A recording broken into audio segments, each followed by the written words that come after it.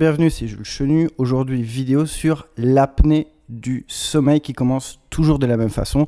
C'est-à-dire qu'on va avoir les muscles respiratoires qui s'effondrent. On a au niveau de la trachée la chance d'avoir des anneaux de cartilage rigides qui, eux, ne bougent pas. Mais le pharynx, ce sont des muscles.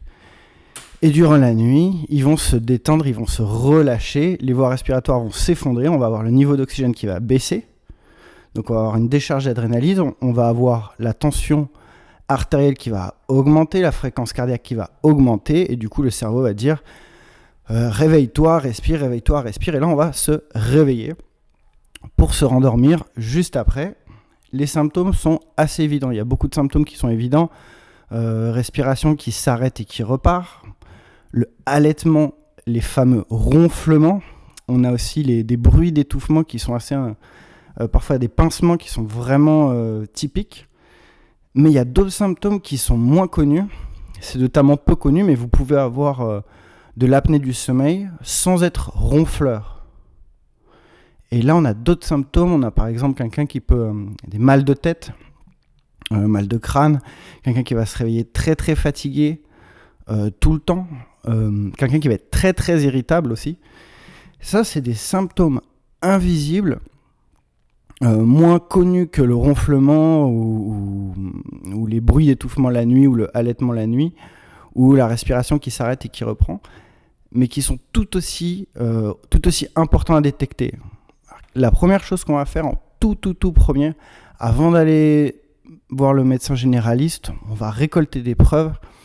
Ce qui est intéressant, c'est de allez sur Google et faites test de Berlin en français, ça va vous donner un petit questionnaire. Vous pouvez répondre des questions par vous-même. Si vous avez un conjoint, c'est encore mieux parce que ce conjoint va avoir des informations supplémentaires. Aussi, vous pouvez attendre 1 ou 2 nuits. Lui, il peut observer des choses pendant votre sommeil. Et une fois que vous avez rempli ce test de Berlin, ça va vous donner une note. Et en fonction de cette note, du nombre de points, ça doit renforcer ou alléger vos suspicions quand vous allez aller voir votre médecin généraliste. Parce que c'est une maladie qui est totalement mécanique. Comme on a dit, c'est juste un affaissement des voies respiratoires. Il n'y a pas c'est réglable assez facilement. Et c'est sous-diagnostiqué. Donc, on va voir le médecin généraliste, on a fait notre petit test de Berlin, on y va, et lui, en fonction du test de Berlin, ça va renforcer certaines suspicions qu'il a. Par exemple, il peut détecter une anomalie ORL, tout simplement, donc il va vous envoyer vers l'ORL, sinon il va vous envoyer vers un somnologue, vers un pneumologue qui peut installer des machines, ça va être les spécialistes un peu vers lesquels il va vous aiguiller. Et lui, le truc qui l'intéresse vraiment, c'est de valider sa théorie, c'est-à-dire de faire le diagnostic. Ça s'appelle un syndrome d'apnée-hypopnée obstructive du sommeil.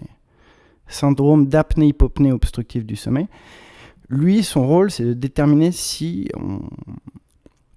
cette théorie, elle est plausible. Pour ça, il va vous envoyer vers 2 tests. Les spécialistes aussi vont vous remonter 2 tests. Il y en a un qui est super cool parce qu'il est à la maison. C'est une polygraphie ventilatoire, une petite machine. Il y a peu de data, mais en fait, juste le suffisant. Et un test à la maison, une petite polygraphie ventilatoire à la maison, ça reste super léger. Et l'autre, qui est un peu plus lourd, mais qui est la vraie validation, le meilleur moyen qu'on a de valider, c'est vraiment la polysomnographie qui se fait en laboratoire ou à l'hôpital. Et à partir de ça, en fait, ils vont recommander un traitement, ce que je ne vais pas faire dans cette vidéo. Je ne suis pas médecin. Là, c'est bien pour ça, parce que c'est mécanique. C'est très bien documenté, ça se règle sans trop de problèmes. Allez voir votre médecin, il va vous recommander des spécialistes en fonction de votre géographie, en fonction de l'équipe et des contacts aussi qu'il a. Peut-être même vous avez des contacts. Réglez ce problème, c'est pas grand-chose, il n'y a pas de thérapie dedans, il n'y a pas des formes de complexité comme on peut faire en thérapie cognitivo-comportementale de l'insomnie. C'est très forward comme approche. Il y a des symptômes, réunissez des preuves, ensuite vous avez une hypothèse, ensuite il faut valider l'hypothèse avec une polygraphie ou une polysomnographie. Faites-le, ça coûte rien. Voilà, pareil, si vous vous réveillez très fatigué, si vous avez mal de crâne, si vous êtes très irritable et que vous ronflez pas, vous pouvez être dans l'eau voilà, les voies s'effondrent, oxygène descend, adrénaline kicks in, fréquence cardiaque qui augmente, tension artérielle qui augmente, le cerveau il panique, on se réveille, on se rendort, ça pourrit la vie. Et voilà, allez voir votre médecin généraliste avec votre test de Berlin, avec vous, ce que vous pensez comme théorie, et lui, il va vous envoyer vers des spécialistes, et eux, après, ils vont valider, une fois la polygraphie et la polysomnographie faites, là, il y aura une preuve, et à partir de là, eux, ils vont vous envoyer vers des traitements, et voilà.